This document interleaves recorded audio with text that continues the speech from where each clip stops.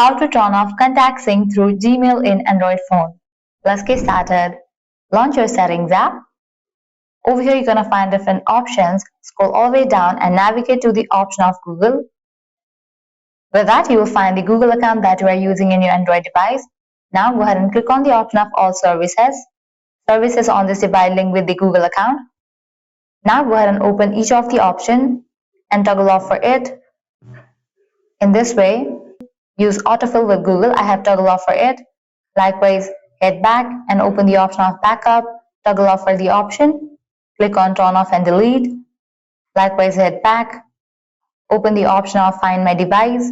Toggle off for this option as well. So this way you can easily turn off all the options available for this Google account. Well, this is how you can easily turn off contact sync through Gmail in Android phone. At the end, if you guys find this video helpful, don't forget to like, share and subscribe to our channel. Thank you.